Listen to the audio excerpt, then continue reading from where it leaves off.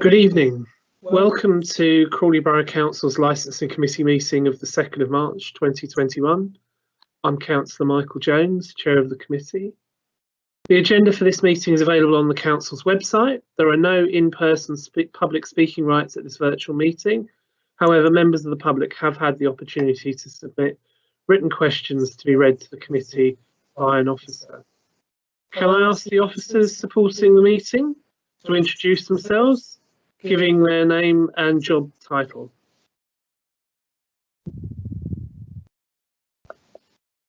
Thank you. Ms Matthews, Democratic Services Officer.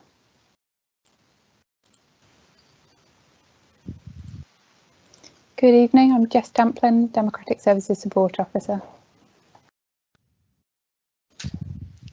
Thank you. Kate Wilson, could you please turn your camera on so I can send you live?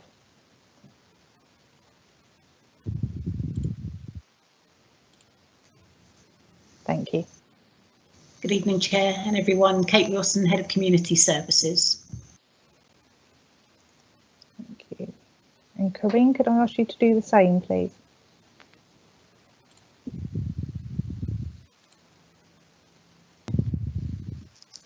Good evening, Chair, members of the committee. My name is Corinne Plimpton. I'm the Team Leader for Health, Safety and Licensing. Thank you. Thank you. And Astrid.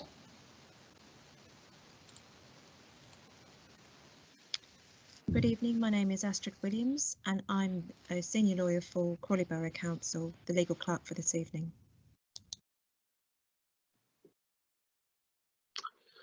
Thank you. Before I invite members of the committee to confirm their attendance, I ask that they please ensure phones are switched off or on silent, backgrounds are plain, and that they will not be disturbed during the meeting.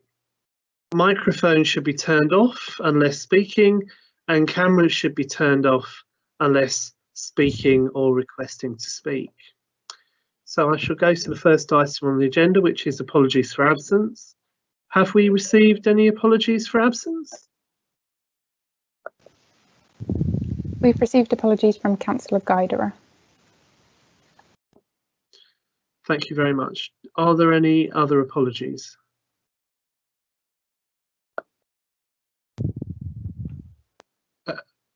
No, Councillor Crowe, sorry.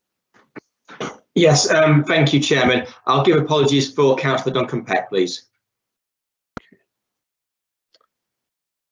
Right, thank you. If there are no other apologies, I shall move on to items 2 and 3, which is the disclosures of interest and minutes. Please can I ask committee members, when called upon, to confirm the ward they represent, if they have any declaration of interest to make, and if they agree with the minutes of the meeting of the Licensing Committee held on the 9th of November 2020. Mez, if you can go through everyone. Thank you. Councillor Ayling, if you could turn your camera on, please.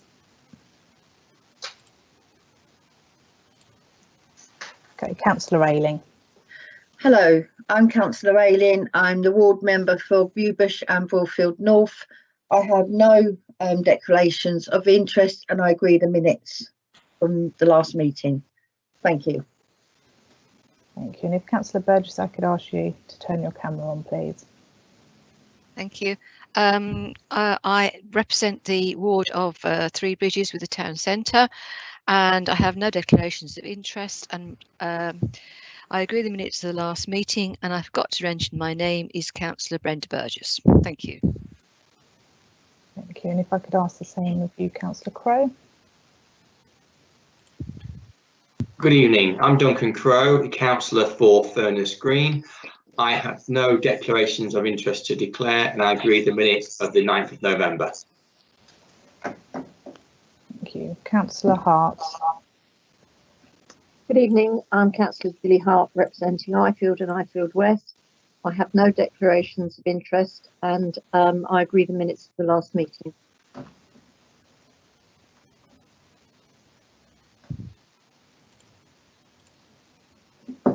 Councillor Jaggard. Good evening, I'm Councillor Kim Jaggard from Maidenbower. I have no declarations of interest and I agree the minutes of the last meeting.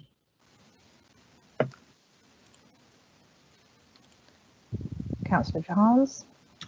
Evening, Councillor Grinda-Johns representing Northgate and West Green. Have no disclosures of interest and I agree the minutes of the last meeting.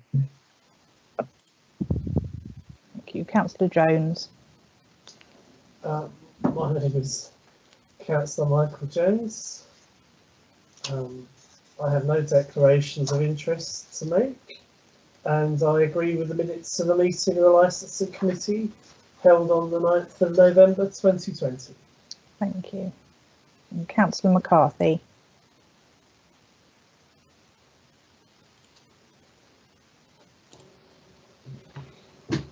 Good evening, I'm Councillor Kevin McCarthy, representing Pound Hill North and Forge Wood. I have no declarations of interest and I agree with minutes from the 9th of November. Thank you very much. Thank you.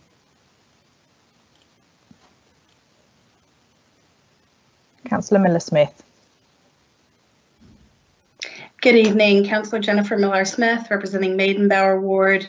I have no declarations of interest to declare and I agree the minutes of the last meeting. Thank you.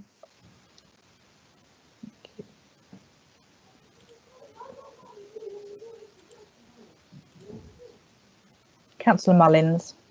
Yeah, good evening, Councillor Chris Mullins, Gossips Green and Broadfield North East.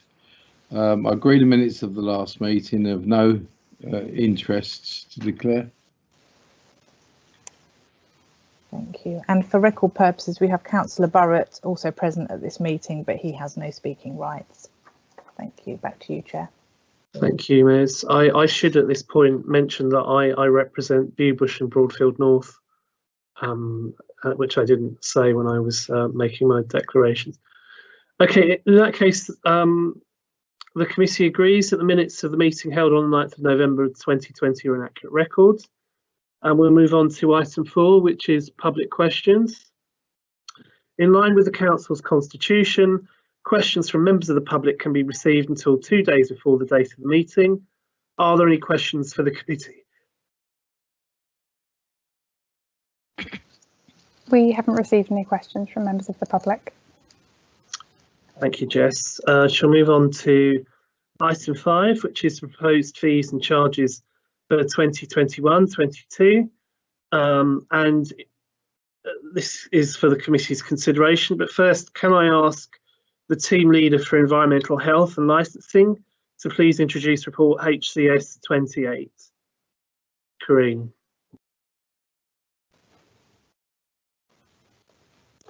Thank you, Chair and members of the committee.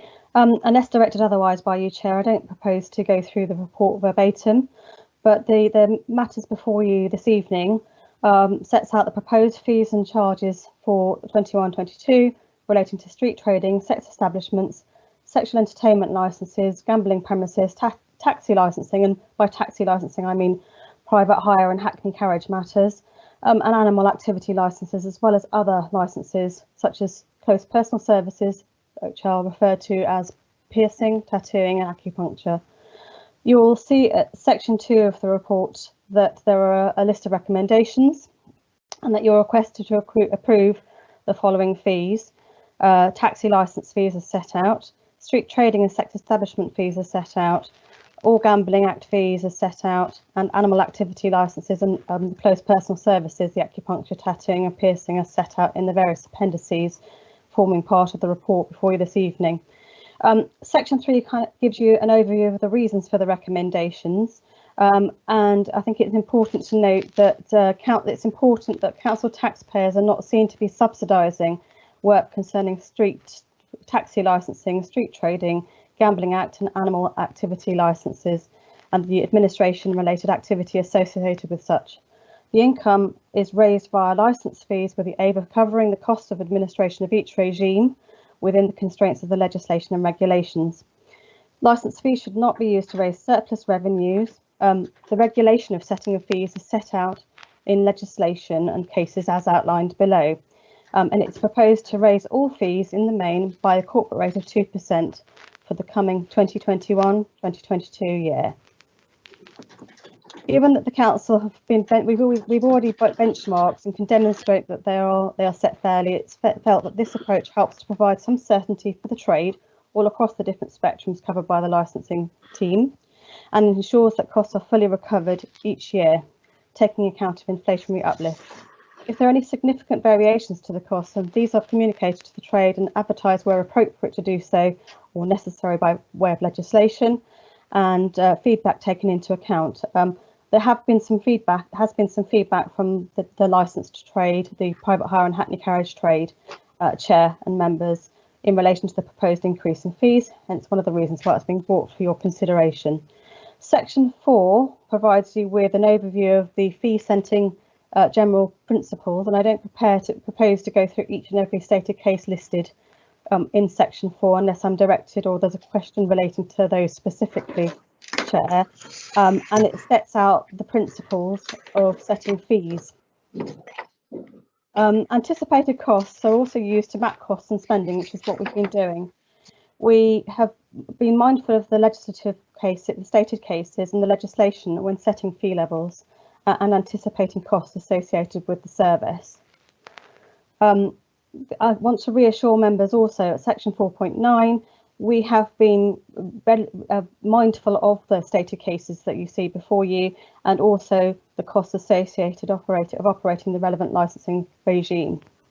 Section 5 provides you with the council budget position, and I don't propose to go into detail relating to that unless I'm directed otherwise. It sets out the financial challenges placed on the authority amid a pandemic and some of the considerations corporately that have been listed and taken account of. In common with other processes, licensing is susceptible to changes outside the direct control of the council, such as demand-led services such as the taxi licensing regime, alcohol and entertainment licensing, street trading and other licensing processes. In respect of these services, it is important to note that these are self-financing, and that's detailed at section 5.8 of my report. But I want to reassure members also that budgets are monitored monthly by myself and other officers in the council to ensure that they are appropriate and things are being managed accordingly. Section 6 of the report kind of gives you a context in relation to COVID-19 and the pandemic, and it's recognised that both businesses and self-employed individuals have had some challenges as a result of the pandemic, but have had the opportunity to apply for various levels of financial support and grants throughout the COVID-19 pandemic. This includes monies from HMRC for the self-employed people, loss of earnings and business grants. The amount of money available depends upon a range of factors. And I think it is important at 6.2 of the report to note that the hackney carriage and private hire drivers, along with private hire operators, have actually been permitted to trade since the start of the COVID-19 pandemic in March 2020 and have been permitted to operate throughout every stage of lockdown, forming part of the services termed as essential public transport. However, it is recognised that the availability of work to the trade has reduced as a result of the pandemic, and as a result of that, the revenue that those drivers can receive.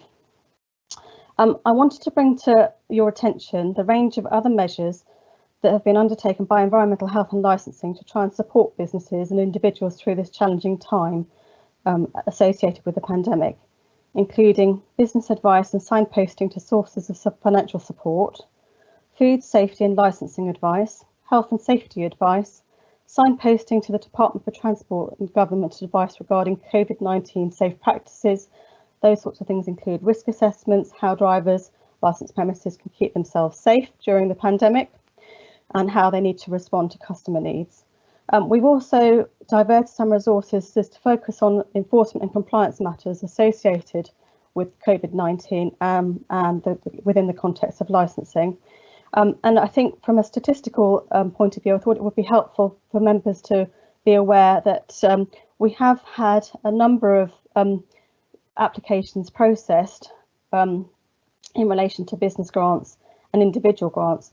At the time of writing the report, £120,750 has been paid in the form of business grants to businesses.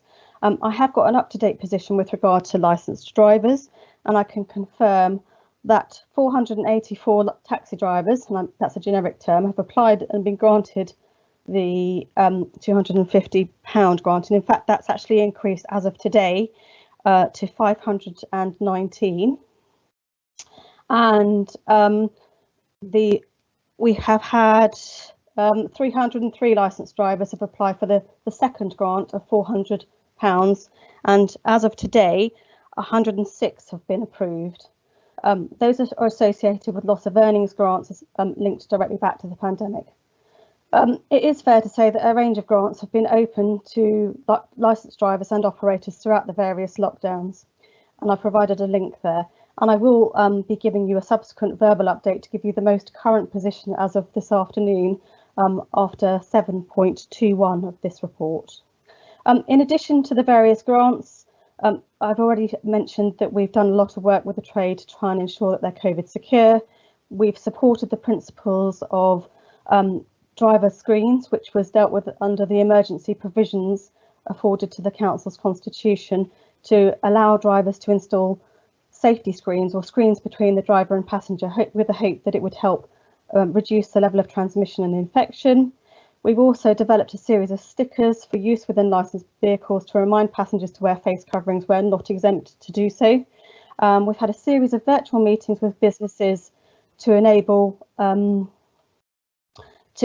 businesses to continue to operate within a secure way, and temporary extension of the maximum age of licensed vehicles beyond 11 years, and that is an item for you and your colleagues to consider and just note, and it forms part of today's agenda.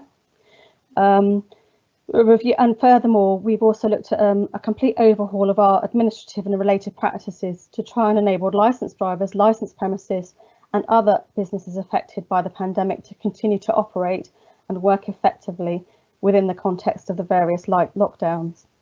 Section 7 gives you an overview of the primary purpose of the Hackney Carriage and private hire regime, which is obviously, as you're aware, to provide a safe and accessible service where public safety is paramount.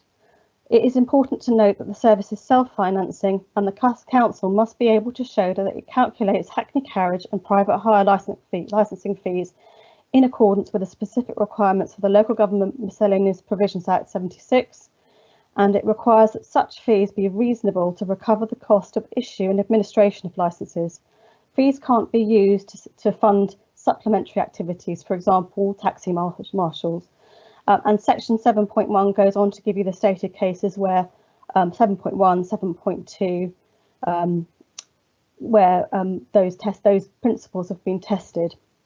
7.2 provides you with an overview of what costs can be recovered from the fees. Sorry, put my teeth back in, including the cost of carrying out inspections, the cost of providing Hackney Carriage stands, inspection regimes more widely, and the administrative costs associated with vehicle inspection or providing the services required by the licensing team, and any other reasonable or administrative costs in the control and supervision of Hackney Carriage and private hire vehicles. So it's quite broad. 7.3 gives you an overview of the trading position as established, and you'll see at table 1 show the current financial position that the service finds itself in, and members will note at table 1 for 2017-2018 there was a loss of £5,144, and in 2018-2019 £13,000, nearly £14,000, and 19 and 20 a loss of £23,877, and the forecast for the coming year is that there will be a deficit of £54,000, nearly £55,000 there. This fee structure has been reviewed to try and simplify the process and make things easier for the trade and for payments to be made remotely. We've done a lot of investment in the taxi licensing service and other licensing functions.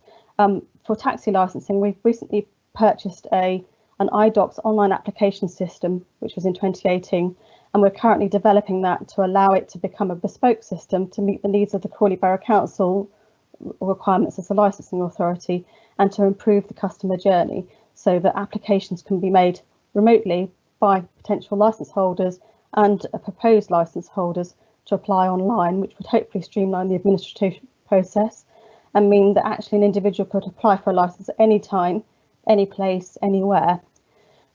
It's important to note that we've also been making significant investment in the current form and content and delivery of the Council's knowledge test and disability awareness tests. The passing of this is a prerequisite in completing the licensing process. This is in review to feedback. We've had feedback from existing members of the licence trade who've said that the knowledge test appeared to be too easy, anyone can get a licence, and the technology previously in use was unpleasant and out of date. Interestingly, we have invited a number of the existing members of the trade to work with us to reform and update the knowledge test and in fact act as guinea pigs, as testers for a future knowledge test. There is some nervousness by the trade out there that they may not pass the test, but we're keen to engage with key members of the trade to help us make sure that it is and remains fit for purpose.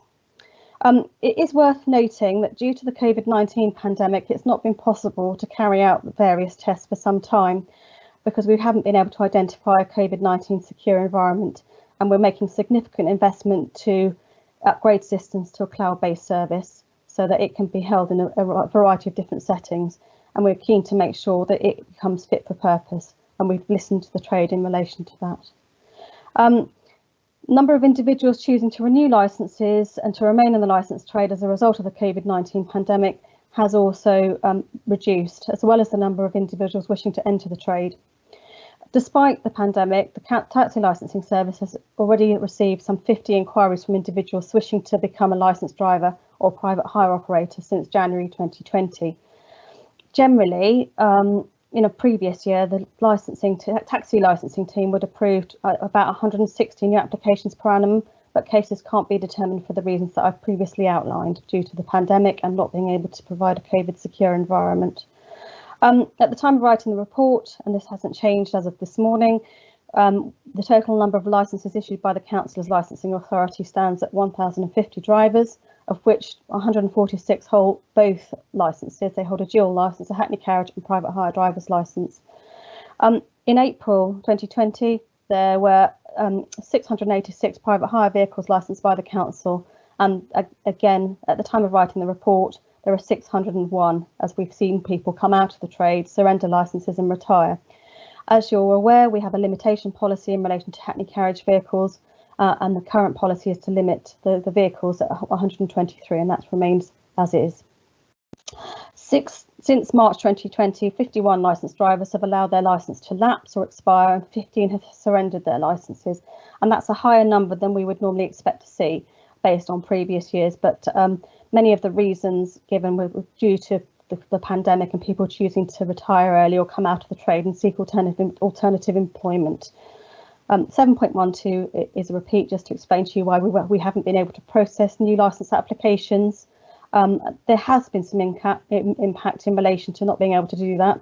New applicants wishing to become licensed drivers are unable to progress or complete the licensing process, so they're held in a position of limbo. We are still receiving new applications, but we're unable to have them progress beyond a certain point until such time as we can provide a COVID secure environment. And that is the case across the country, really, with other licensing teams as well.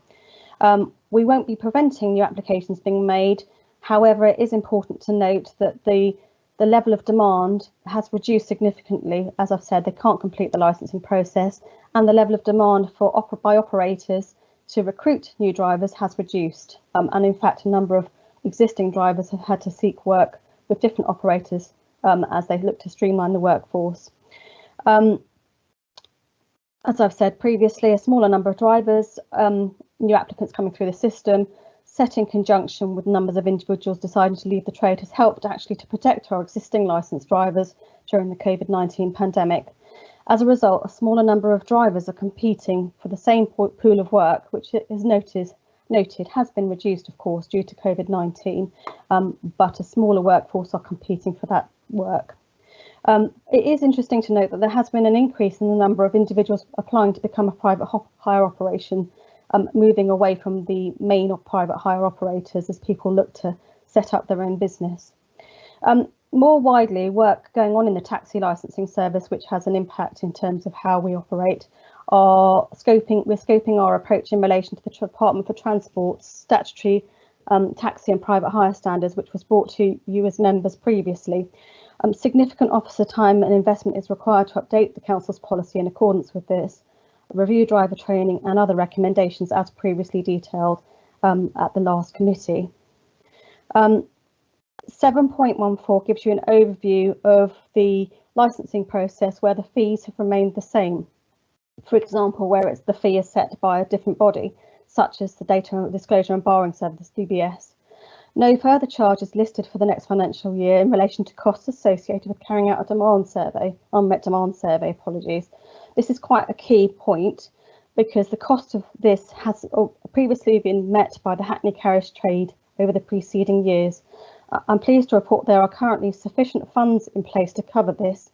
As a result, the renewal fee for Hackney carriage driver and Hackney carriage vehicles, apologies, not driver licenses, vehicle licenses, has been reduced by £40 because we haven't carried out the survey and there's no need to accrue any more money to cover the cost of the survey. As I've mentioned, at this juncture, an unmet demand survey has not been undertaken due to the COVID-19 pandemic, as it's considered that any of the findings would not be truly representative of the market position. We'll be keeping that under review as a survey is necessary to keep up to date with the demand for Hackney carriages, but we'll be using the money previously accrued, not money coming in, to undertake that survey and pay for it. And that cost is met by the Hackney carriage vehicle licence fee. As you're aware, as detailed in section 5, a corporate rate increase of not less than 2% is recommended across the authority where fees and charges are levied. In some instances, however, it's worth noting that some fees and charges are levied by statute, such as the Licensing Act 2003. That's why that's not before you today. At this juncture, an increase of 2% as opposed to anything higher is suggested given the financial challenges faced by the trade as a result of the COVID-19 pandemic. It is fair to say that the authority has recognised the challenges faced by the trade, but again, I refer you back to the fact that the service should be self-financing and the costs covered by fees and charges. As I've mentioned, the level of income will be largely unaffected by these changes, and it may be that there will be a further loss of revenue as individuals choose to not renew their licences and opt to come out of the trade. There may be a further financial deficit as a result. So that's worthy of note. Reintroduction of the key elements of the licensing process will allow new applicants to become licensed as Hackney carriage or private hire drivers. So that will open up a new stream of income. But the level of demand is very hard to predict, as is the number of those being recruited by private hire operators. As I've said previously, fees should, however, be set at a level to ensure full cost recovery. As previously detailed, particularly in Table 1 earlier in the report, the taxi licensing service has operated at a deficit for the past 3 years, and this needs to be addressed. Chair, apologies, I'm having a few technical challenges, so that's why sometimes my flow is a little disjointed, but I wanted to let you and your colleagues know that I've also had a query raised by the Crawley Hackney Carriage Association in relation to practices by neighbouring authority, particularly Horsham. And I wondered if this is the most appropriate juncture at which to give you a verbal update in relation to that, because I also have some most current position information for you that wasn't available when this report went to publish, and in fact it's only been available from about 4 o'clock today. So in response to a query from the Crawley Hackney Carriage Association, who raised a question about Horsham District, I wanted to advise you that having investigated the situation at Horsham District, they are allowing a 3-month no fee licence for vehicle licences, effectively offering a 15-month vehicle licence instead of a 12-month licence. If Crawley Borough Council were to offer this, it would in fact result in a loss of income of £84,137.50.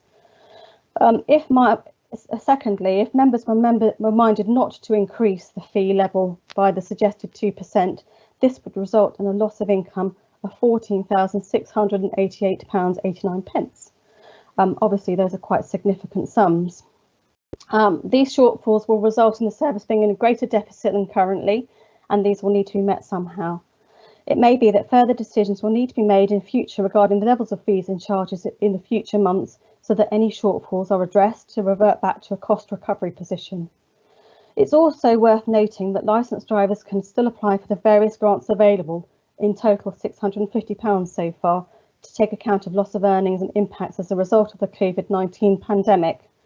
As I've mentioned previously in the report, earlier this week, 519 drivers have been awarded the grant of £250 and 106 have been awarded a grant of £400. These grants could be used to offset the cost of the vehicle or driver's licence currently in place by the council, or any increases. I wanted you to know as the committee that late this afternoon, a third grant has been approved by the council of £250, in addition to the original £250 and £400 grants currently available, which are still open for the trade to apply for. And they'll be able to apply for the latest £250 grant, the third grant, imminently. We're just working out the logistics in relation to that, given that it only was passed and agreed by about 4:30 this afternoon. The availability of the grants that are available to the trade have been well publicised with the Hackney Carriage Association, private hire operators, and via the council's website. We've contacted lots of drivers directly and been signposting drivers to the various grants to try and help them through this challenging time. It is also worth noting that private hire operators have also applied for 2 business grants ranging from £10,000 to £25,000 per premises and per grant.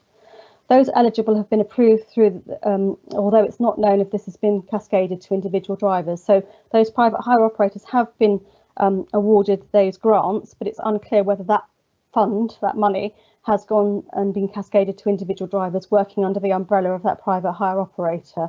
So that's the verbal update. I'm sorry it's late in the day, but I was only able to get the information from Horsham at a very late stage of the proceedings, and I was only just been advised that a third grant is available for drivers, individual drivers, to apply for, and hopefully that will be from tomorrow or in the coming days of £250. Section 8 kind of gives you an overview of the legal requirement to advertise, and I confirm that's in place and has been accorded with. And as a result of the advertisement of the council's intention to increase the taxi licensing fees generally by 2%, we have received a number of representations. A copy of the full representations received are included at Appendix B, but the key elements are that as follows: that the trade have had a reduced income due to COVID-19 and can't afford an increase. Suggestions that the council should offer an 80 to 50% reduction in fees, not an increase. There's a lack of work and a lack of income, fees should be waived. Refund the fees to the taxi trade, as the trade haven't had much work, and that the trade do not foresee the work situation improving, and it's a grim prospect for taxi drivers. The trade are still paying for hire and reward insurance, compliance test fees, road tax, and licensing fees to keep cars on the road.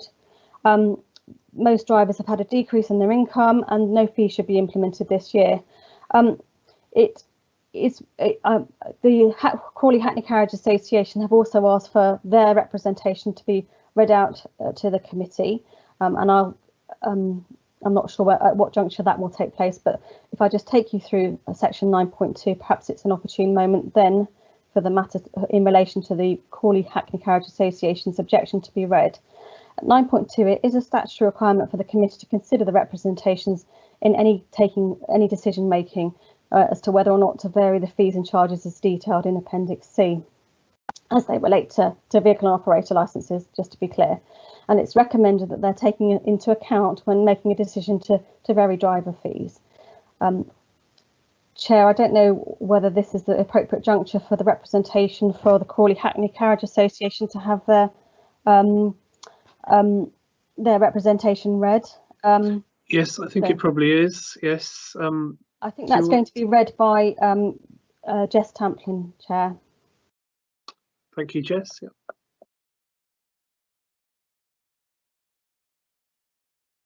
Thank you. So the following representation was received by John Ellington, the Secretary of the Hackney Carriage Association. Whilst we are still in the midst of a global pandemic that has affected all 4 corners of the globe, I would like to suggest to the powers that be that an increase in our licence fees this year should be put on hold.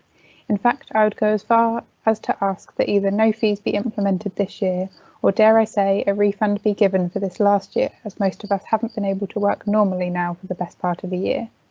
Thank you for your time. Thanks, Karine. Yep, thank you, Karine. Yep. Thank you. Just for clarity, in relation to grant applications, drivers have been asked to provide their bank statement and their tax return from last year and confirmation that they're a licensed driver as part of the assessment process. It's not difficult. The details sort of fairly simple, and we are actively encouraging more drivers to apply, because you'll see that there is a shortfall with the number who have applied with the maximum number that we currently have operating in Crawley. So I just wanted to raise that as a point. Section 10 gives you an overview of the position in relation to sex establishment and street trading licences. No representations or feedback have been received in relation to the proposed increase of 2%, although there's not the same legal requirement to advertise as in the case of taxi licensing. And the same position relates to the Gambling Act fee. There is a statutory maximum at which the Gambling Act fees can be set. We're not at that maximum as yet, but the corporate rate of inflation in relation to those functions is also recommended for approval. And again, we haven't had any comments from any party in relation to that proposed increase. And the same again relates to animal activity licensing, acupuncture, piercing and tattooing. Again, this trading position has been established. The proposed fees are set to rise in line with the rate of corporate inflation at 2%. And you'll see in the various appendices what those fees and charges look like. Section 13 gives you an overview of the financial and other implications, and I think we've already covered that quite considerably in terms of it needing to cover the cost of the service. And you'll have seen at table 1 there is currently a deficit that has been increasing year on year. Section 14 gives you the legal constraints. There's been an executive summary earlier in my report about the various stated cases that give you the key principles to consider when setting fees and charges, and reasonable costs associated with the service, as well as projections. Trading accounts will continue to be carefully looked at to ensure that we are fully appraised of the budget position, and that we will be liaising with the committee in relation to future fees and charges as is necessary. As an aside, we are in the process of currently reviewing our street trading policy and the fees and charges associated with that, in light of the fact that we have some streets in the borough not covered by the policy, and it does need an upgrade. And for clarity, we don't currently have any sex establishments in the borough, but we still need to provide a fee and charge associated with that in case we get an application. Chair, that is at the end of the report. I appreciate it's a long report with some complex information within it, but I felt it was appropriate to take you and your colleagues through that, given the level of feeling and representation, particularly in relation to the taxi and private hire licensing regime and fees and charges therein. Yes, thank you, Karine. Yeah, an extremely helpful report. Before we proceed, can I pass over to Ms Matthews, because I noticed that whilst Karine was speaking, Councillor Peck and Councillor Brenda Smith joined the meeting. Welcome. Ms, can you ask the arriving councillors the questions we need? Apologies for being late. That's okay. As you were both just slightly late, you haven't missed the beginning of the officer's report and the update she's provided. I will need to come to both of you individually and ask you to introduce yourselves, obviously stating the ward that you represent, and also whether you have any declarations to make. If you could also confirm that you have read the report in full, so that you're able to actually vote on the item. Otherwise, if you haven't, you will need to abstain from the vote. Okay, so I'll come to Councillor Peck first.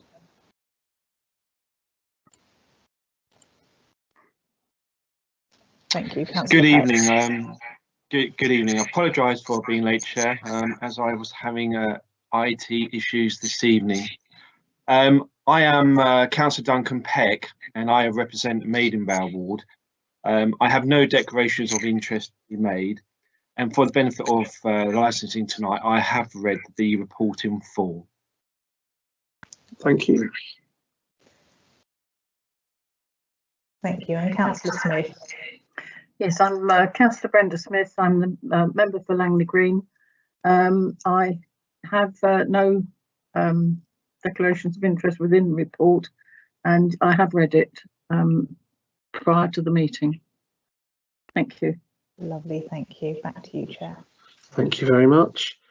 Right, I'm going to open this to the committee, and the process for discussion will be as follows. Committee members wishing to speak should turn on their camera. Kevan McCarthy, I see your camera's on already, so I'm turn it off if you don't wish to speak. Members, you'll be invited to speak one by one. When you're called on, please unmute and check you are live. Turn off your camera and microphone when you're no longer live. And officers will respond to questions after each committee member has spoken. So please, can you turn on your camera if you wish to speak?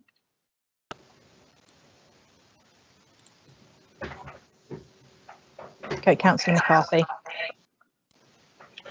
Thank you. I've got a few sort of points really. The first is probably the most trivial of the points I'm going to raise. Section 4.7 on page 10, the second sentence in that section, in that paragraph, I think there's a word missing in there because it doesn't make sense really. I think I know what it's trying to say, but it fails to say it because there's a word missing. So that's the easy bit out of the way.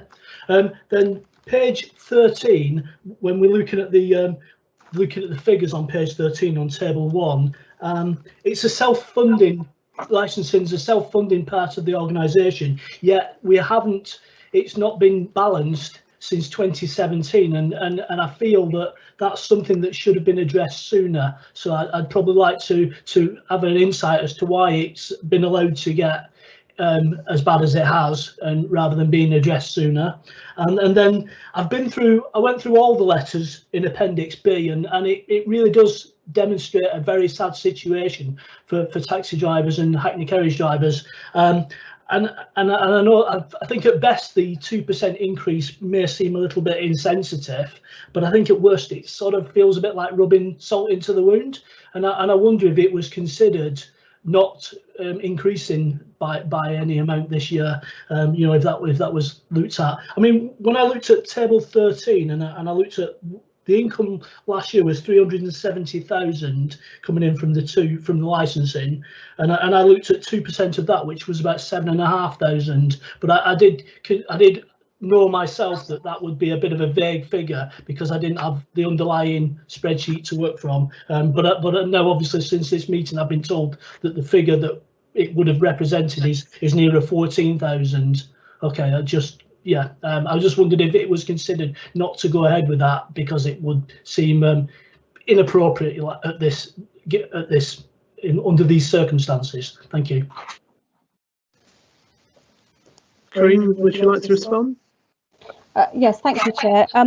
You're quite right, Councillor. There has been a deficit situation, but what we have been doing, we couldn't predict the onset of the COVID-19 pandemic, and we had anticipated that by revising some of the council systems, upgrading to technology-based solutions, we had to invest to improve the service that's being provided to our customers, and that's why there is a shortfall in some instances. We've purchased an IT system which has been costly, which will enable our customers to self-serve.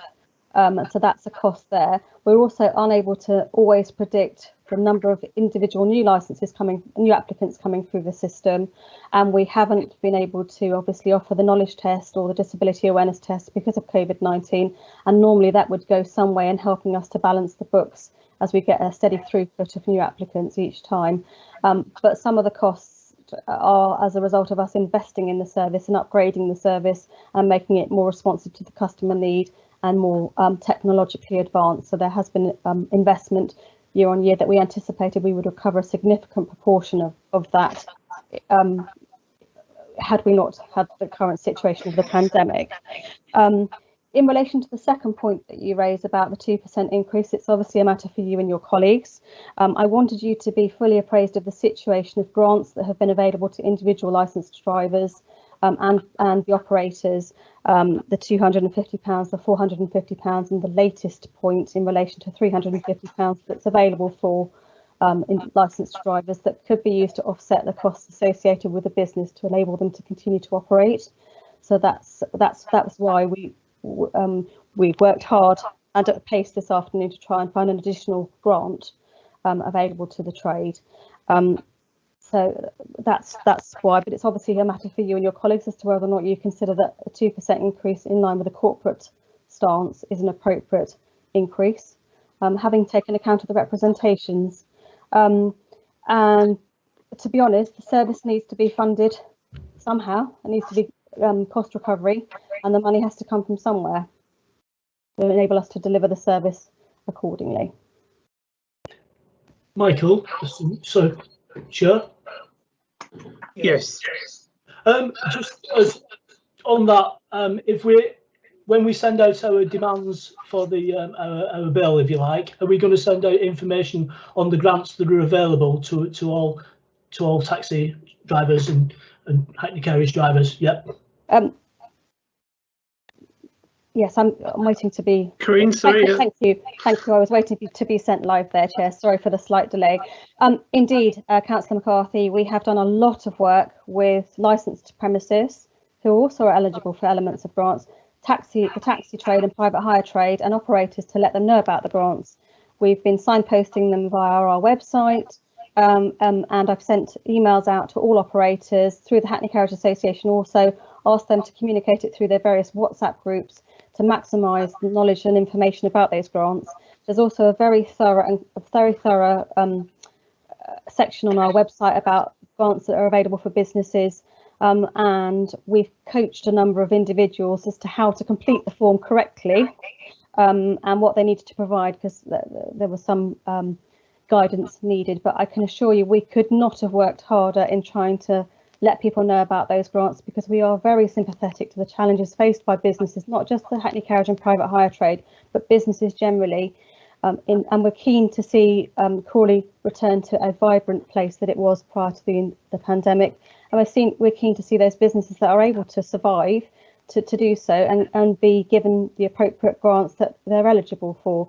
Obviously, we do have to work with our finance and our fraud team to make sure that those persons applying for a grant are doing it correctly, that they're the right individuals and they're able to provide the information, because it's only right and proper that we have a process of audit to be answerable about where those grants are going. It's coming from a different fund. It's not coming from the licensing fund. It's coming from government monies, and some of the grants are discretionary based on some calculations from funding from central government as a result of the pandemic. But speaking quite candidly, the costs of the service need to be met somewhere, and 2% was the minimum that, taking account of the challenges faced by the pandemic, that has been put forward. But obviously that will have to be kept under review in subsequent years to help us get back to a position of cost recovery. Yeah, thank you. Did you have any other questions, Kevan? Or no? Thank you very much. Thank you. Thank you very much. In that case, Ms. We have Councillor Brenda Smith. No, I'm not asking to speak. Okay. Can you switch your camera off then, Brenda? Sorry. Just your camera. Don't come out of the meeting. But do you know how to do that? Yep. I think so. Have I done that? You've done it. Yeah, well done. Yeah. Thank you. So I'll call on Councillor Mullins. Thank you. Yeah, thank you. Thank you, Chair. I'm a little concerned, really, with this situation for the Hackney drivers. We do take tough decisions concerning them over an average year, and it would seem that they're always complaining to us about what we're doing. But notwithstanding that, this has been such this past year has been such unusual and extreme circumstances that we've never had to go through before, and it does seem very hard to me to start putting increases now, especially as Kevin highlighted actually, that this has been an ongoing deficit, and I do hear the explanations for that, but nevertheless, you know, it does seem hard. I think that people's incomes are seriously down. I just got a serious question about the grants, because when we talk about 250 and 350 pounds grants, that's not weekly or monthly. That's a one-off sum of money, as I understand it. And if that's the case, that's only a week's wages for most people, which won't really go very far if you've got a family and a mortgage. It's helpful, but it's not going to solve your problems as an employee or a worker in the taxi trade. So I just think this is a hard year to be talking about increases. It's not, doesn't feel right to me. I think the arguments from the trade are reasonable arguments, and I can see that they have suffered. I mean, if you think about it, the airport is down. There can't be very many runs up to the airport. Workers are not going to work on Manor Royal, so there can't be many runs into Manor Royal, and etc. And it goes on. Entertainment industry has been down, so you know, the pubs and clubs have been closed. There's not many. Please go out. There's not many much money to be made there either, and so I think it's hard times if you're a cab driver, and I just do have some empathy for them. I'm not really happy about this particular year in putting increases on. Okay, thanks. Did you want to answer that, Corinne? And then I might come in. Yeah. Chair, what I will say is that as a licensing service across the board, not just in relation to Hackney Carriage and private hire regime where representations have been received, we're extremely sympathetic to the challenges faced by the various sections of the industry. That's why there have been a series of grants available to allow people, for example, to fund licenses to enable them to continue to work. And it is recognised that the availability of work has significantly reduced because of the pandemic, but the taxi and private hire trade, unlike other sections of the business community, have not been stopped from working. They've been allowed to continue to operate, albeit and sympathetic to this, though I am, in a reduced market, shall we say. But with respect, and it's obviously a matter for you and your colleagues, the service needs to be funded somehow, and 2% was the absolute minimum, taking account of those key issues and concerns of the trade corporately, as set corporately, was what could be put forward to you as colleagues. And if the 2% isn't favourable to you and your colleagues, then obviously there's a reduction of £14,000 plus, which will need to be found somewhere. Yeah, thank you. Before I bring in Councillor Jaggard, just wanted to respond on a couple of these points myself, particularly the issue about the deficit. Now, yes, there was one in previous years, but they were relatively modest. I mean, what effectively I think if you tally up year-on-year deficits, last year's started to become concerning, but obviously we only became aware of the full extent of that at the end of the last financial year, when COVID was starting to spread quite considerably. And let's be honest, we all had other things to be prioritising. The forecast is quite significant. I would remind members of the committee that as a general decision, when we voted on the budget, the council agreed to a 2% increase on virtually every single fee and charge that the council has done elsewhere. And as has been said, there is a legal requirement for these parts of licensing to be self-financing overall. Now, the emphasis is at some point we do have some flexibility, but I would remind the committee that if we don't if we don't increase it by anything now, and this isn't our choice, it will be ultimately there is a legal responsibility for Zeus. It will mean a steeper increase in the future instead, which I anticipate no one will be happy about at that point either. So just because I thought it was important to make that point to help us in our consideration, I'm going to bring in Councillor Jaggard now, and then after that, Councillor Ayling. Thank you, Councillor Jaggard. Oh, sorry, maybe I should have called Mayors, but then yeah, there we are.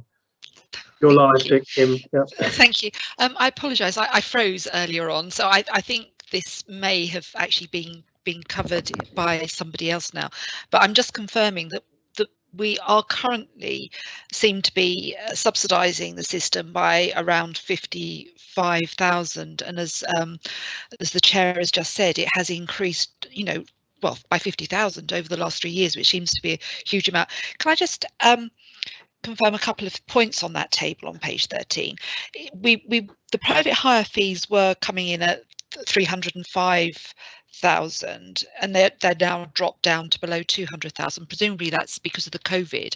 Is that the case? Which is my first one.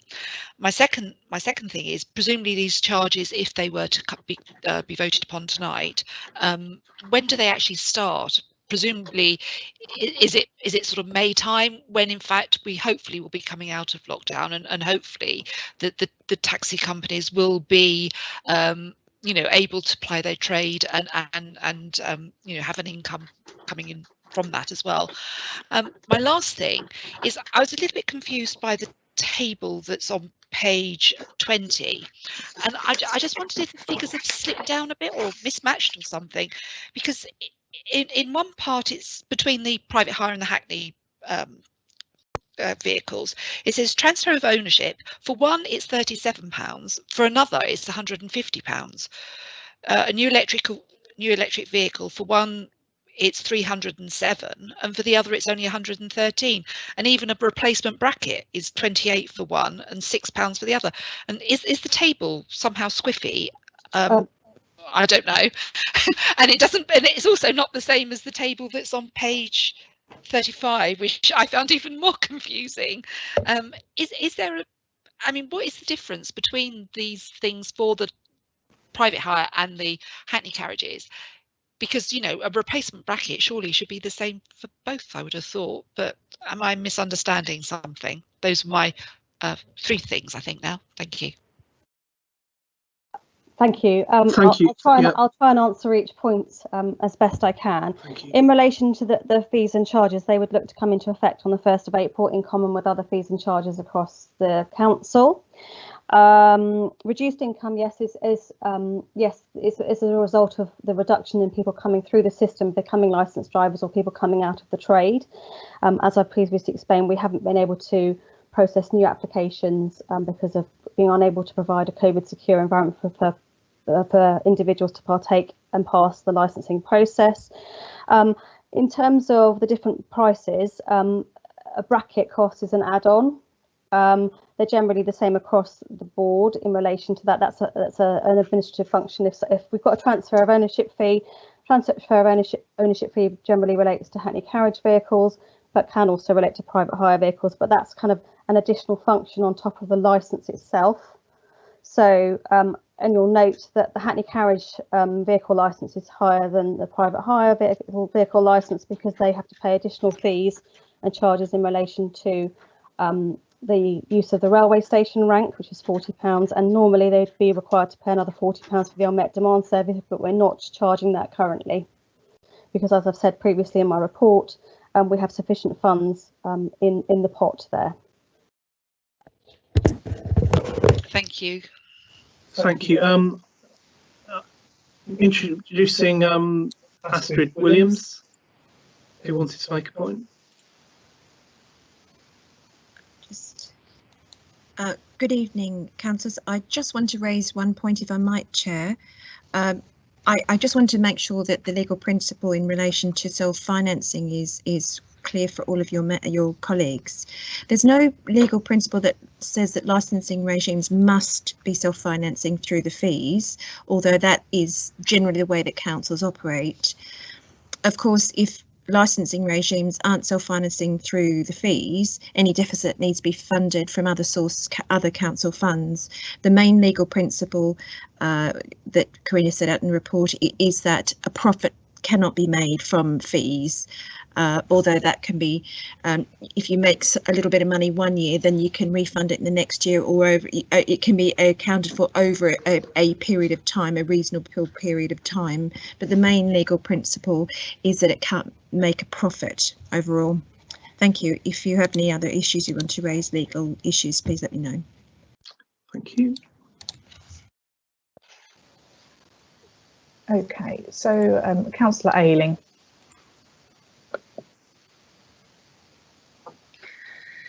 Thank you. I just feel it's a bit unfair to say that taxi drivers have been able to trade for the last year, even though through the pandemic. I don't know about anybody else, but I haven't used a taxi for a whole year. I don't use the taxi that often, but I have used the taxi on special occasions when it's someone's birthday and you've gone to the pub and you don't want to drive home, so you get a taxi home and you pick the car up later. I've used a taxi to go on holiday. I've done none of those things this year, and I'm sure everyone else is the same. So there's no point trading and sitting on the rank if there's nobody in town to get into the taxi to come home, because I've been into town the last couple of weeks and there's hardly anybody around. So I think we need to take into account the fact that they aren't earning the money to pay these rises. We know whether or not they're trading or not and sitting on the rank. If they're not getting any customers, they're not earning any money to pay the 2% rise. So I read the letters and I was, I was heartbroken when I read that, they can't pay this and they can't pay that, and, we're putting more pressure on them. And I'd hate to think that we were making children go hungry and adults being homeless because that we've charged that extra 2% that's broken the camel's back. I think we need to think hard about, can we perhaps do half this year and half next year? So we look like we need to be giving something as well as taking, I think, and we need to look like we care, because we do care. We wouldn't be where we are today, sitting here. I'm getting actually upset about this if we didn't care. Thank you. Okay, I'll come back to you, Corinne.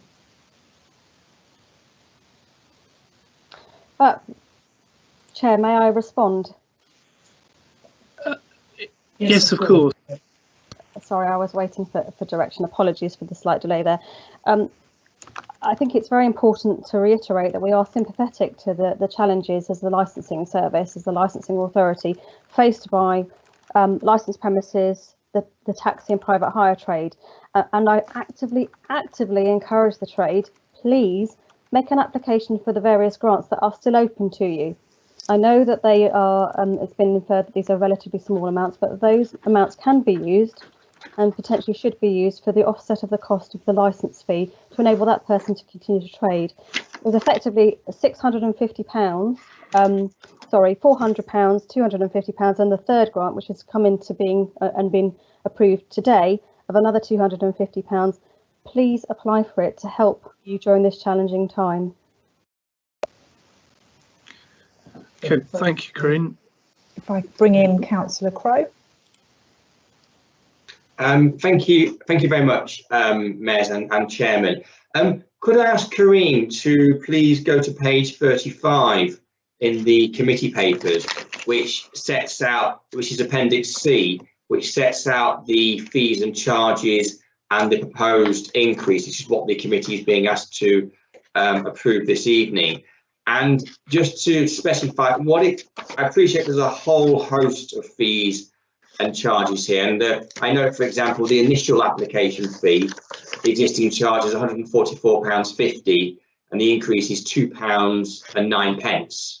I make that 1.45%. I did a quick calculation on my phone. It says 1%, but yeah, I make it 1.45. So presumably that's just rounded down. But what is the most? What is the? I think the word would be the mode. The most common of these licence renewal fees that our private hire and Hackney carriage drivers would be applying for this year. I think it's really useful to set out what figures and sums we're talking about when one member of this committee has talked about starving children. I think it's just helpful to set things in perspective. Of course, we all have great sympathy for our private hire taxi drivers and Hackney carriage drivers, and indeed everybody in the hospitality industry and aviation. So many industries have been so badly affected over the course of this last year, and our heart does indeed go out to each and every one of them. Although of course these charges, or the increase in these charges, which do reflect inflation, are coming in from April, and the national lockdown is proposed, the stay-at-home message is proposed to end from the 29th of March, and everything I've seen indicates that date will be realised, although of course it could be subject to delay if things were to go badly. But the current plans are for indeed all restrictions in their entirety to end by the 21st of June, which is only just over 2.5 months into the financial year when these increasing fees will be taken into effect. And I hope very much, well, we all hope very much, that society will return back to normal. Indeed, there's quite a lot of pent-up demand out there for people to be wishing to do things and to enjoy themselves after such a long time not being able to enjoy themselves. And I really hope that our taxi drivers are able to benefit from that increased work as and when it does come along. But really, I'm asking for, I'm relatively, I'm an experienced councillor, but I'm relatively new to this committee. And it's just useful for me to have it set out as to which fees in particular we're talking about and the sums of money of the increase that are the most common ones that are going to be paid. Thank you. Corinne, would you like to reply to that? Thank you. I'm just going to give you one example, if I may, because I'd need to come back to you on more specific matters separately. The current fees, for example, for the Hackney carriage vehicle renewal, which is a common one, current fees comprise of a total of £410 in total. That's £330.10 plus £80, which would have comprised previously of the unmet demand survey and Crawley railway station. So £330.10 plus the £80. The proposal for the Hackney carriage vehicle renewal, for example, is £336.70, with another £40 for the Crawley station matter, taking out the unmet demand survey. So that takes us, if my maths is anything to be relied upon, to £376.70 as an example. Lots of renewals going through the system currently, and people looking to retain their existing vehicle, which is another matter that you and your colleagues are going to be looking at, a note in relation to age of vehicles, because that's something else the authority has done, recognising that vehicles may not have been as intensively used in this past pandemic year. But that's one example. I'm afraid my maths and calculations, Councillor, don't stretch further than that at this juncture, so I'd be able to provide you with more information if you like, but predominantly it could be renewal processes that will be facing data borrowing service checks, which have stayed the same, Davis driving licence checks, which have stayed the same. On medical fees, there's a slight adjustment there, but generally the principles are in relation to renewals, and ultimately I anticipate change of vehicle. May I just come back, Chair, yes, just very briefly? Yeah. Thank you. Yeah. So, thank you, Corinne. You rattled off quite a lot of figures there. It was quite difficult to follow. So, you're saying it's usually in the region of around £400, and if it's 2%, then we're talking about an £8 increase on average for the year. May I come?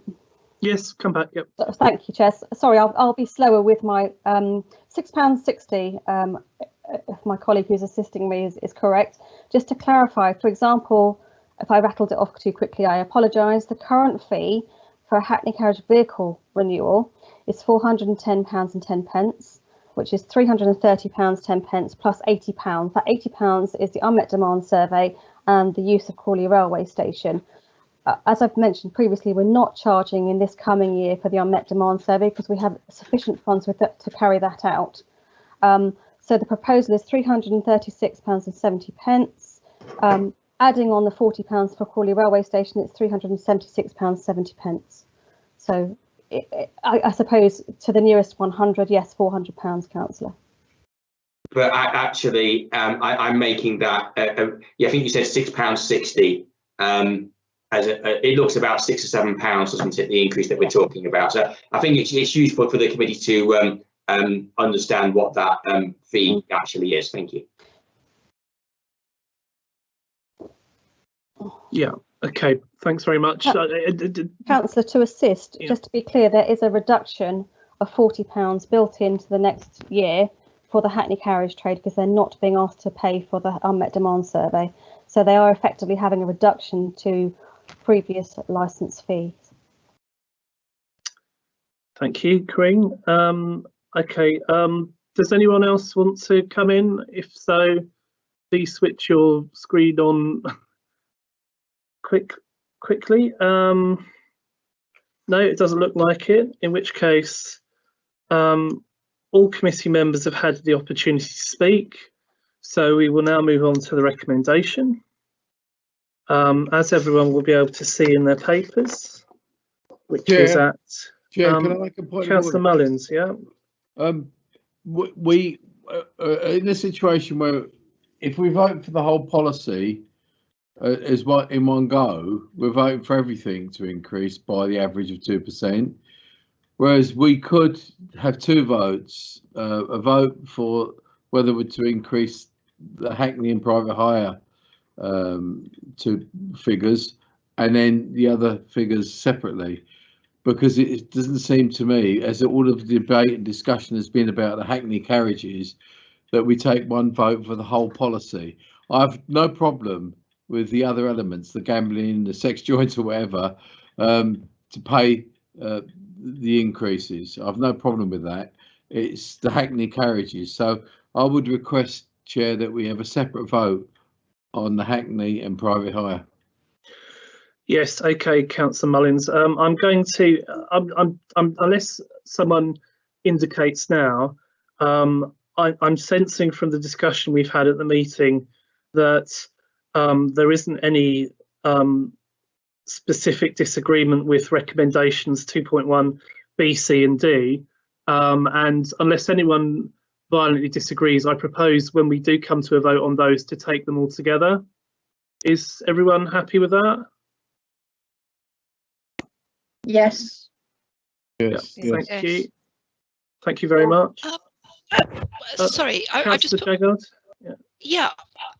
I mean, I can see that we have discussed the taxi fees, you know, quite a lot. But we also have to remember that the other licence fees for the B, C, and D are still people's livelihoods, and I'm not quite sure why we're separating them out. People who run, I don't know, hiring out horses, boarding kennels, they are all up to hardship at the moment because of the COVID restrictions. They are all entitled to various grants as business grants at the moment, and I'm not quite sure why just one councillor has put forward an idea to separate them out, and everybody says yes. I'm just not sure that is appropriate. I don't know what anybody else thinks. Well, I'll let the other councillors in a moment. I mean, I suppose, Councillor Jaggard, I've been asked to take it separately by a councillor, and I take your point, but we could take them all separately if need be. Yes. But I'm just wondering how necessary that would be. But if I mean, I don't know if the point you were making, Councillor Jaggard, is we should take them all separately, or you know, why should we indicate one? Yes. Sorry, you're breaking up. I didn't hear what you said there. That they are all businesses. Sorry, they're all businesses, and they are all suffering the same COVID restrictions, and they are all entitled to the same business grants. So I'm not sure, but obviously, if other people feel very strongly, you know, fine. But my position is that I don't see that the businesses are any different. Really, they are all having hardships. They're all entitled to business grants. Yeah. So I'm not quite clear. Sorry, Councillor Jaggard. Are you saying that you want them all taken together, all taken separately, or just making a point? Let other people decide. There are several people with their cameras. View. Yes, I see that. Okay, Mez, you might have been following who came on first. So can I ask you to? No problem. I'll bring in Councillor Miller-Smith. Hi, thank you. Yeah, I mean, I was about to jump in as well when Kim came on, and I did get my camera on first. I agree that I do not think that they should be taken separately. I think that all of these businesses are impacted in the same way. We're talking about the same increase for all of them. I would not be comfortable somehow separating out one group from the others when it's the same proposal, the same licensing structure. So for me personally, I feel that it should, you know, be a block vote. Thank you. I think that's the fairest way to go. Thank you. Yeah. Okay, and Councillor McCarthy. Yeah, whilst I spoke on the impact on the Hackney carriage and private hire trade, I think these should be taken together because all businesses have suffered as a result of COVID-19. Thank you.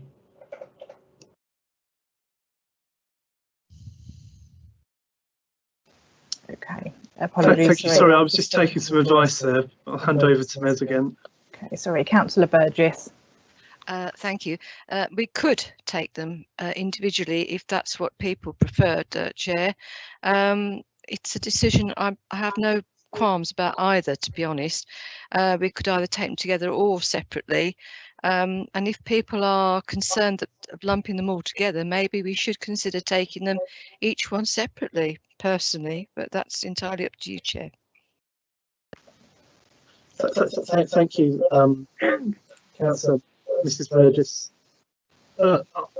Bring in Councillor Crowe. Thank you, Chairman. I completely disagree with Councillor Burgess and what she just said. I feel that they should be taken together, and there's a crucial point here that I fear that if we take votes separately and have different outcomes for different groups, it could be argued that it's somehow discriminatory against a particular group. I just wonder what sort of legal implications there could be. I think we need to be consistent here and have one vote. If members either want to support or not support the planned increase, that's entirely up to them. But I do think we need to be consistent in just having the one vote. Okay, I don't envisage there'll be legal issues, but I would be grateful if we could get some advice from Astrid Williams if what her thinking is on this. That's okay.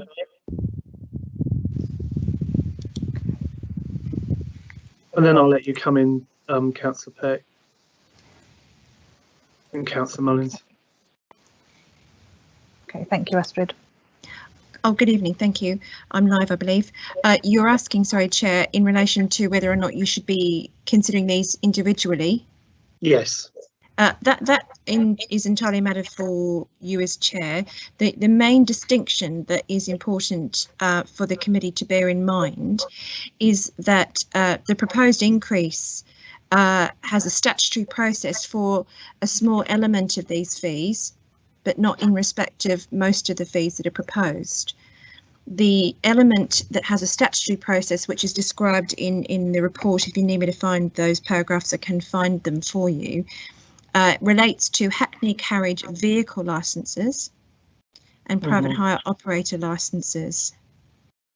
Those fees have a statutory process that's been described in the report that states that after after it's published in the newspaper, and Appendix A to your report is the ad that went out. A committee meeting must be held to consider any objections that are made, and then the committee must set a date in respect of the fees, having considered any objections made, whether or not to increase them or modify them as originally proposed, as advertised.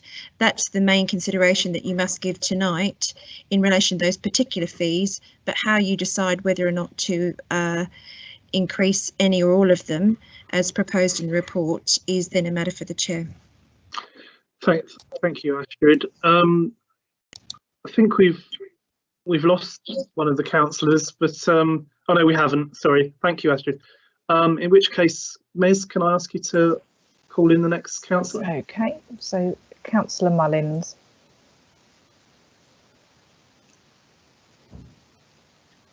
Thank you. The reason that I've made this move or suggestion is that the representation that we've had tonight has been from the Hackney trade. We've had no other representations at all from any of the others, and the Hackney trade and the private hire, of course, have in particular suffered, and the suffering from their earnings and incomes is quite obvious and unarguable.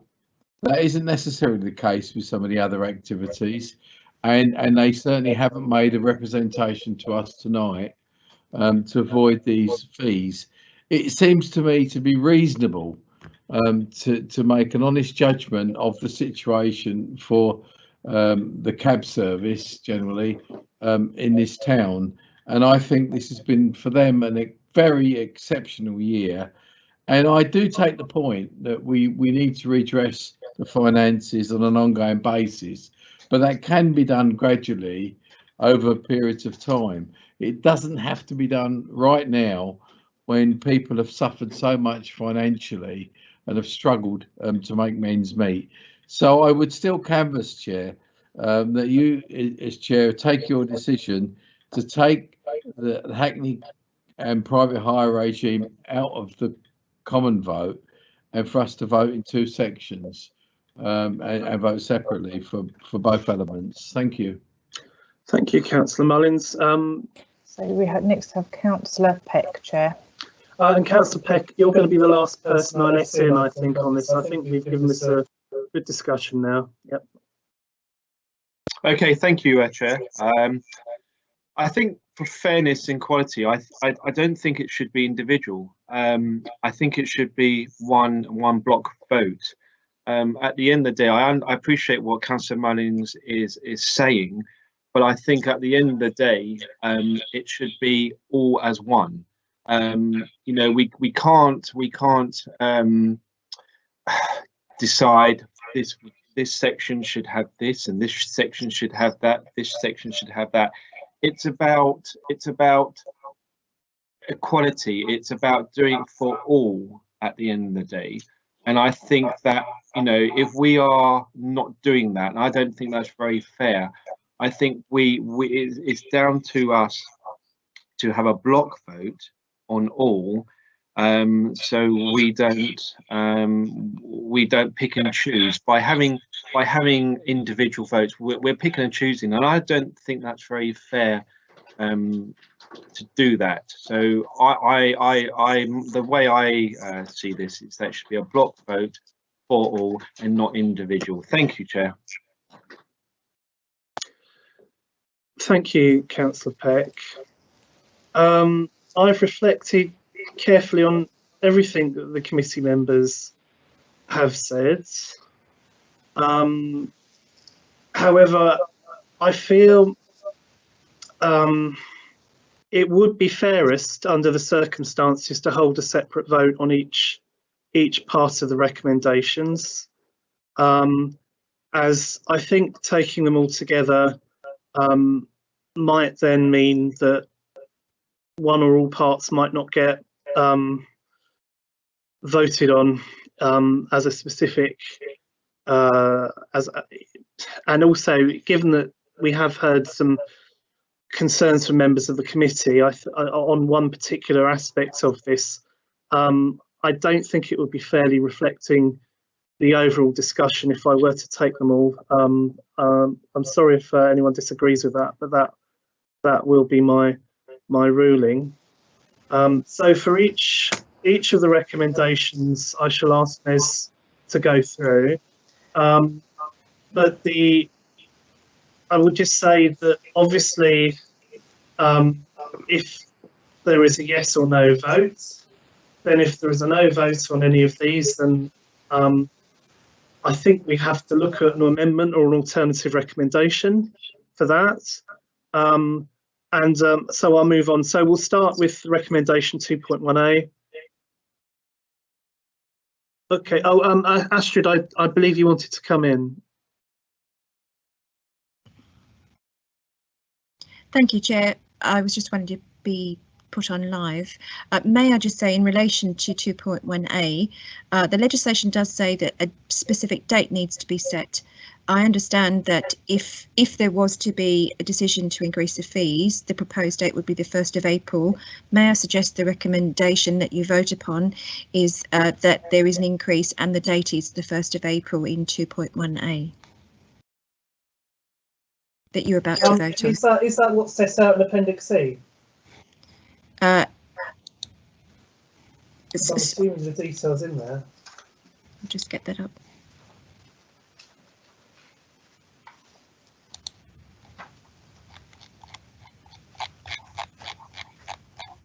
A C just has the particular fees, and it is proposed for that particular year, but it does need to have a decision in relation to a specific date. Okay. So I think the 1st of April is the proposed date, but the resolution, Chair, I would suggest needs to have that date in the decision of the committee if the decision is to increase fees. Okay. Thank you, Chair. Shall we take it as read? If there is a formal, or if there is a vote on this, that it will be effective from the 1st of April 2021. Councillor Crowe, you've come on. Yeah, can I come in, Chairman? Sorry? May I come in? Yes. Yeah, thank you. Well, first of all, yes, very happy to agree the wording around the 1st of April so that it's just absolutely crystal clear. That's perfectly fine. I can't imagine any other member would object to that. What I do want to be clear about before we all vote is, I think I heard an officer say earlier on that, well, obviously, if one or all of these recommendations are going to be taken in parts A to D are not carried, what we have, she said that funds would have to be found from elsewhere. But I haven't heard any suggestions as to where those funds would come from, or indeed what potential service would be cut. So can that be potentially explained as we're having a vote on this? Well, I think you're starting to go back into the discussion we had, Councillor Crowe. Well, it never really got covered though, did it? In terms of where the shortfall would be made up from. I think there was some reference to the provision of the service being lessened, I believe. Well, would you like to come in on that, Creed Vincent?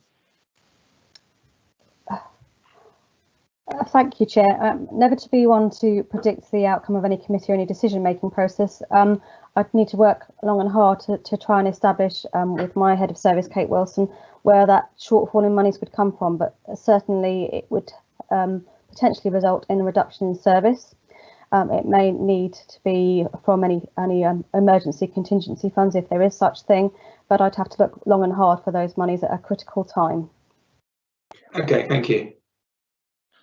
All right.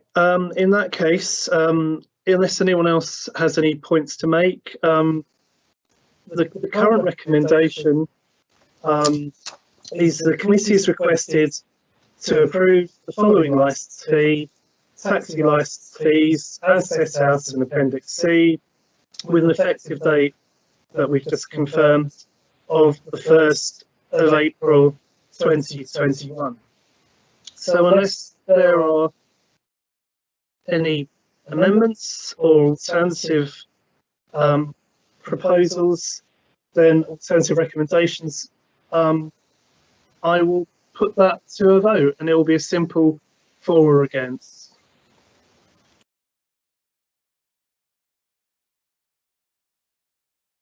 Just A at the moment, please, vote. So everyone, to be very clear, we're just looking at 2.1A at the moment, which is the taxi license fees. Lovely. So I'm just going to take the recorded vote in alphabetical order. Once you're live, please unmute and state whether you're for or against or abstain from this vote. I will move the if I ask the chair to move the recommendation, please. Right, is that appropriate for me to do so? Yeah, it doesn't necessarily indicate your support, but I'll be asking you to move it and for the vice chair to second, please. Okay, in which case, are you happy to second that then, Councillor Burgess? Yes, I'll second it. Yes. Okay, in that case, if you could go through the vote, Liz, thank you. Lovely. So if I could ask Councillor Ayling to turn her camera on, please.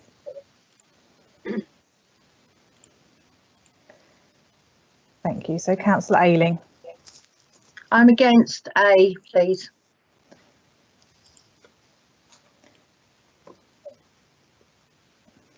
Councillor Burgess.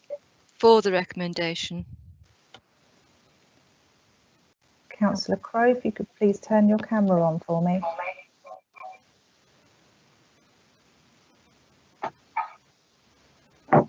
Yes, for the recommendation.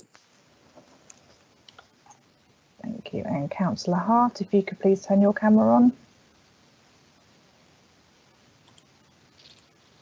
For.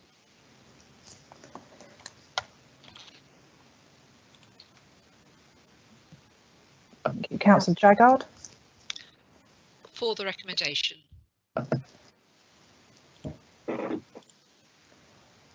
Councillor Johns. For.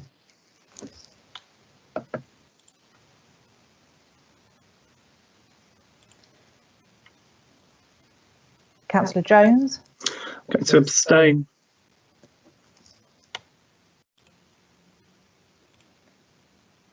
Councillor McCarthy. I'm going to be consistent on these, and I'm going to say for the recommendation. I'm going to say for all of these, actually. Okay, thank you. Oh, you've spoilt the surprise there. Councillor Miller-Smith, if I could ask you to turn your camera on, please. Thank you, Councillor Miller-Smith. Apologies, hi, for the recommendation. Thank you. Councillor Mullins, if you could turn your camera on, please. Against the recommendation. And Councillor Peck, if you could please turn your camera on. For the recommendation. And Councillor Smith, if you could please turn your camera on. So if you could just unmute yourself as well, please. No, you've muted yourself. Yep, you're all right now. Yep. Thank you. Abstain.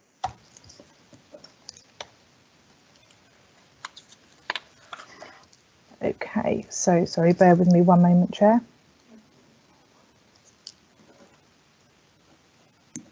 Okay, so we have 8 votes for the recommendation, 2 votes against and 2 votes to abstain. Thank you. Thank you. We'll move on to the vote on the street trading and sex establishment licence fees as set out in Appendix D. Okay, so Councillor Ayling, if you could please turn your camera on. For.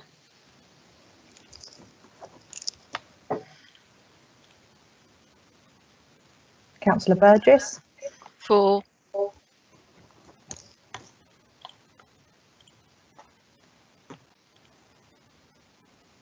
Councillor Crowe.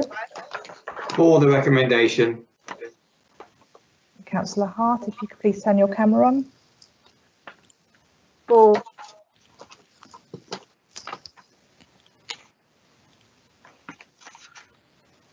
Councillor Jaggard. For.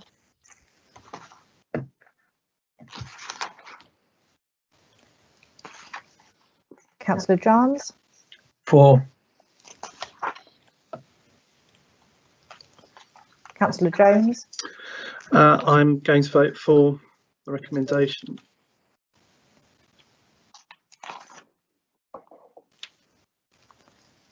Councillor McCarthy. For the recommendation.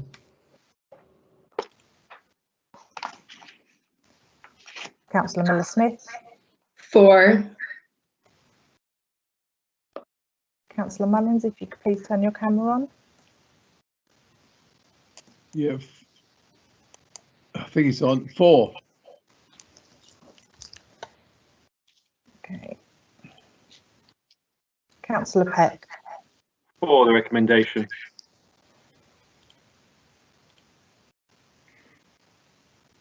And Councillor Smith. For the recommendation. Lovely. So that is 12 votes for, 0 votes against and 0 abstentions, Chair. Thank you. We'll move on to recommendation C, all the Gambling Act 2005 fees as set out in Appendix E. Okay, so Councillor Ayling, if you could please turn your camera on.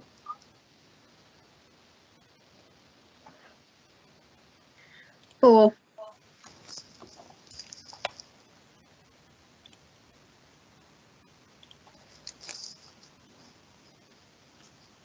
Councillor Burgess.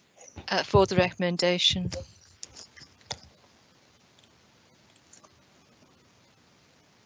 Councillor Crowe. Yes, thank you. I know at the time that all these additional votes do take. I'm also for this recommendation. Councillor Hart.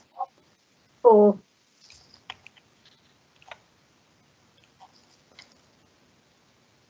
Councillor Jaggard. For.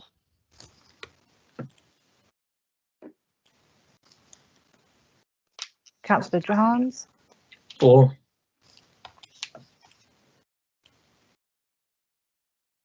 Councillor Jones. For.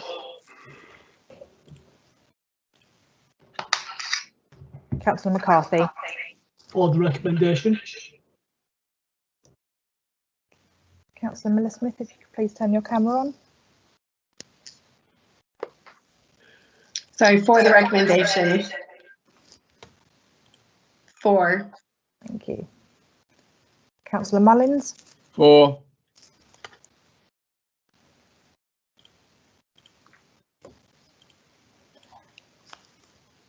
Councillor Peck. For the recommendation. Thank you. And Councillor Smith.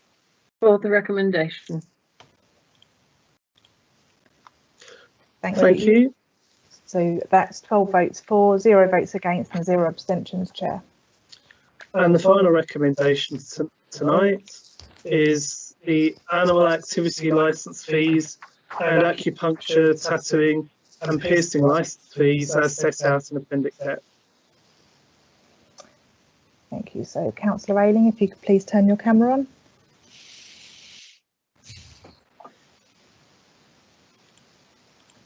For.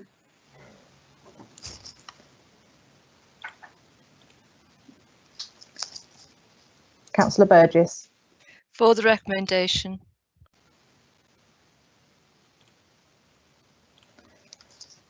Councillor Crowe. Also for this recommendation.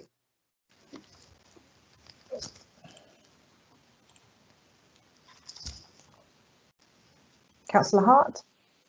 For.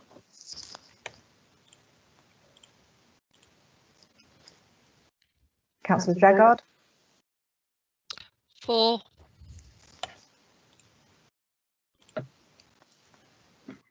Councillor Johns. For. Councillor Jones. For. Councillor McCarthy, if you could please turn your camera on. Oh, sorry, toddling the That's okay. Councillor McCarthy. yeah, sorry about that. For the recommendation.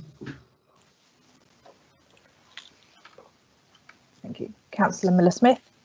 4. Councillor Mullins, if you could please turn your camera on. 4. Recommendation. Councillor Peck. It will be a 4 again. And Councillor Smith. For the recommendation. Thank you. So that is 12 votes for, 0 votes against and 0 abstentions, Chair.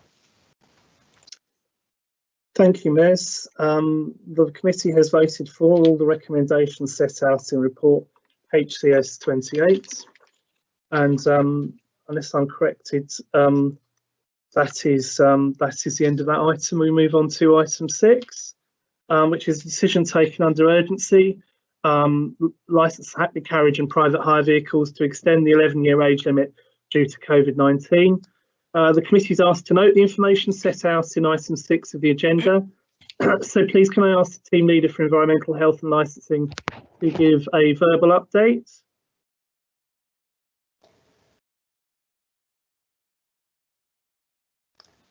Thank you, Chair. Yes, as you'll see at the front sheet on the committee papers that have been submitted to you and your colleagues, the committee is asked to note that the head of community services, in consultation with yourselves, Councillors Burgess and Councillor Johns and Councillor Jaggard, took an urgent decision on the 9th of February this year to extend the 11-year age limit of licensed vehicles due to the COVID-19 pandemic, with any extension being subject to the following conditions. The conditions are conditions 1 to 6. Chair, I'll seek your direction as to whether or not you want me to read those out, but perhaps given the matter, it's appropriate to do so on reflection. 12-month extension to run from the 1st of February 2021 to the 31st of January 2022 only. Those vehicles already afforded a 3-month extension or other period shall be awarded a further 9 months to ensure equality and fairness, and allowing a 12-month extension in total for all. The above is applicable only to those vehicles identified for the term identified and is not transferable to another vehicle.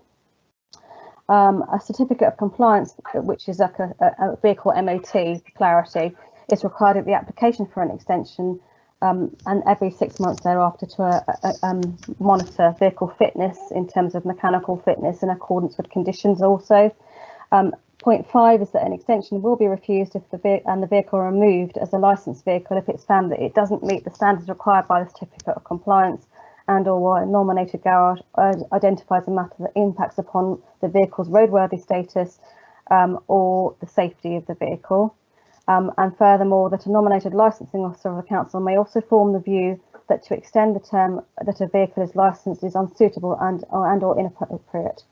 I, as the team leader for health, safety and licensing, will review any suggestion of that being the case and give written reasons why any extension would be refused. The decision, as you'll be aware, was deemed urgent as it could not wait to the next licensing committee today, and was therefore taken under the General Committee Procedure Rule 18. The Chief Executive delegated her responsibilities in accordance with that to the Head of Community Services to take the decision on her behalf. And this is a matter for you and your colleagues to note, Chair, and it's one of the range of mechanisms in place that the authority has put in place to recognise the challenges faced by the licensed trade by allowing those older vehicles that would normally have to be replaced at 11 years to remain in the trade for an extra 12 months. Yeah. Okay. Thank you, Corinne. Very much in favour of this personally. You know, we are trying as a council very hard to recognise the the issues that the trade are facing. I think I saw Councillor McCarthy indicate he wanted to come in, and is that right? Yeah, I'll let you in, Councillor McCarthy. Thank you, Mr. Chair. I have no problem with this decision being made. The question I really had was why when we cancelled our licensing meeting that was scheduled on the 18th of January, was this decision made in less than 3 weeks afterwards, when this could have been discussed at the licensing? It's not really urgent. We knew it was coming, and I feel that this could have been a reason to have the meeting in January, and we could have discussed it as a committee? Thank you. I think I'll let Corinne answer that, but I think from my perspective is it only became really clear that there was quite a strong requests coming in from taxi drivers over that period. It wasn't that we were fully aware, I think, but I'll pass this to Corinne to respond. Thank you, Chair. Thank you, Chair. We actually received a formal request from the Crawley Hackney Carriage Association, Councillor McCarthy, to consider the extension of the age of vehicles after the January committee, and the decision was put forward for consideration a matter of days, literally, once that request had been received. So that's why it didn't come to you in January, because the request hadn't been received. I had been assessing matters on a case-by-case basis, therefore extending some vehicles for 3 months, but it was in response to a formal request from the Crawley Hackney Carriage Association to consider an additional 12-month period that matter's now been brought to you. As I say, that was only brought to our attention and formally requested at the beginning of February. Okay, thank you.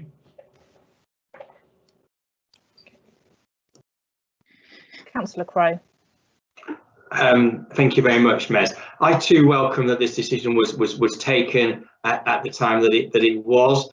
This is an example of something where we have, as a council, been able to assist with the difficulty that would have been coming up for some of our taxi drivers, and it's right to have removed that barrier at this time when we've heard tonight how they've been, the difficulties that they've had. So I'm very pleased that we were able to do this. Thank you, Councillor Crowe. Yes, I agree. I think we took a lot of things into account and we didn't take it lightly, but certainly I think the council was aware that certainly taxi drivers trying to get funding, trying to get finances and things like that for a new car at this point could be a significant challenge. Councillor Smith, your screen is on.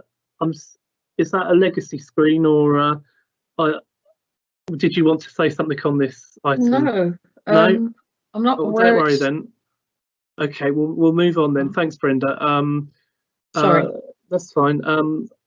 In which case, as item 6 requests that the committee solely note the decision that was taken, a recorded vote's not required unless there's dissent by any committee member. So if so, please indicate now by turning your camera on.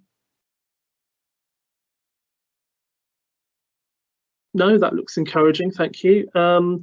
There's been no indication, so I can confirm that item 6 is noted by the committee.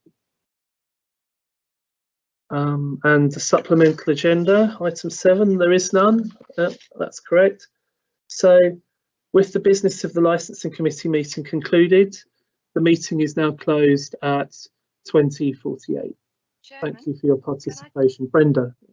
Before we close, could I just say thank you to the officers who put this report together, because it must have been, sorry, I'd like to thank all the officers who put these reports together, did all the hard work. I think the team were very good with what they did. Thank you. Yes, you're quite right. I've neglected to mention them, and yes, I absolutely share my thanks for what I think I did say at the beginning was an excellent excellent and informative report. Yep, thank you very much. Yep, I totally agree with you, Councillor, but thank you. Brenda Burgess, thank you. Right, many thanks to everyone. Okay, Good night. thank you. Good night. Thank you. Good night.